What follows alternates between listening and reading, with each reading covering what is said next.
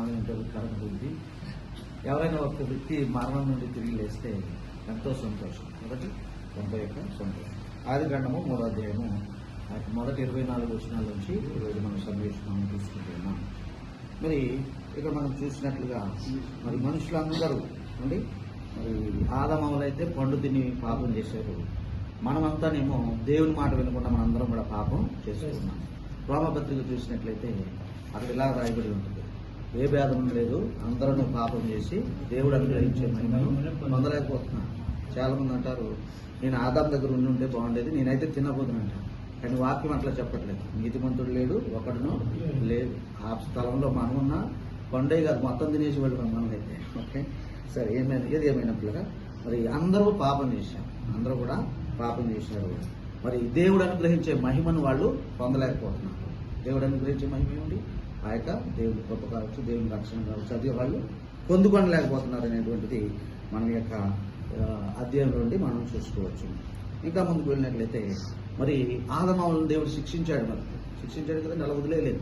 వారు చేసిన అవిధేయతను బట్టి వారిని వదిలేయలేదు. ఆదామును శపించినాడు, లేక శిక్షించినాడు, అవ్వను శిక్షించినాడు. ఆ సర్పము కూడా శిక్ష నుండి తప్పించుకోలేదు. దేవుడు మరి మానవునికి శిక్ష ఇచ్చాడు అండి. సో మరి ఇంకొక మాట మనం చూడొచ్చు, రోమపత్రిక 6వ వచనంలో పాపములకు వచ్చే జీతము మరణం కదా, పాపములకు వచ్చే జీతము మరణం. చూసారా, మరి దేవుని మాటకు అవిధేయత చూపినట్లయితే మరణం కలుగుతుంది.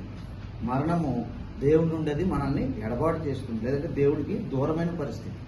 కాబట్టి మరి మానవులకు దేవుడు శిక్ష ఇస్తాడు. ఎప్పుడు ఆయన మాట వినప్పుడు, పాపం చేసి దూరమైపోతున్నప్పుడు. మరి ఇట్లా ఉన్న పరిస్థితులు మనం చూస్తున్నాం. అయితే దేవుడు వారిని అట్లానే విడిచిపెట్టాడా? విడిచిపెట్టలేదు. మరి దేవుడు వారికి మరలా వారి కొరకు చర్మపు చొక్కాయలను చేయించాడు. చర్మపు చొక్కాయలను చేయించి తన యొక్క సమకూర్పును వారికి చూపిస్తూ ఉన్నాడు.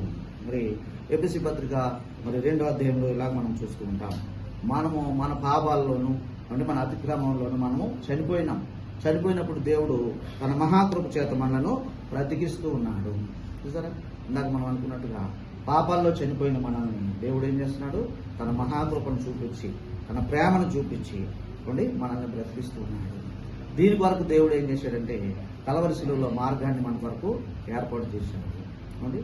సో పాపులుగా ఉన్నవారు మనం దూరం అయిపోయిన దేవుడికి దేవుడు ఒక వారధిలాగా చేసి ఆ శిలువను మన కొరకు ఇచ్చి మనలను, మన పాపాలను క్షమించి మనల్ని తన దగ్గరికి అయినా చేర్చుకుంటున్నాడు. కాబట్టి ఇట్లా దేవుడు మన ఎడల తన ప్రేమను వెల్లడిపరుస్తున్నాడు. మరలా దేవుడు వారిని ఏం చేశాడంటే చర్మపు చొక్కాయలను చేయించి మరి ఆ తోటలోండి బయటకు వెళ్ళగొట్టి ఈ స్థలంలో మీరు సేద్యం చేసుకోండి అని చెప్పినట్టుగా మనల్ని ఇప్పుడు ఏం చేస్తున్నాడు పిల్లలు? మనల్ని కూడా మరి వాళ్ళనైతే వెళ్ళగొట్టినాడు, మనల్నేమో తన సంఘం అనే ఆ యొక్క సమూహంలో మనల్ని చేర్చుకుంటున్నాడు. సంఘం అనే తన శరీరంలో ఆయన మనల్ని చేర్చుకుంటున్నాడు. మరి మనల్ని తన ఎత్తుకు చేర్చుకుంటున్నాడు. మనకు వస్త్రాలను ఇస్తున్నాడు, నీతి వస్త్రం, రక్షణ వస్త్రం అన్నట్టుగా మనకు ధరింపజేస్తున్నాడు. ఏమండి, మన యొక్క మరి ఆ యొక్క దేవునికి దూరమైన స్థితిని ఆయన ఏం చేస్తున్నాడంటే కప్పుతున్నాడు, లేక మనల్ని రక్షిస్తున్నాడు. దేవుడు ఆ యొక్క అగాధం పూడ్చబడింది, అది సిలువ ద్వారా పూడ్చబడింది. వారికి చర్మపు చొక్కాయలు చేయించి వారిని నిలవబెట్టినట్టుగానే మనల్ని మన పాప స్థితిలో పెడకుండా మనల్ని తన బలియాగం ద్వారా ఆయన రక్షించుకుంటూ ఉన్నాడు. కాబట్టి ఈ విషయాన్ని బట్టి మనం తెలుసుకోవాల్సింది ఏంటంటే తన యొద్దకు చేర్చుకును మనకు నిత్య జీవం ఇచ్చును. ఇందాక మనం ఒక వచనం చదివాం, రోమపత్రిక 6:23, అందరూ పాపాలు మరి పాపాలు మనం వచ్చే జీతము మరణము. అక్కడ ఇంకొక మాట ఉంటుంది,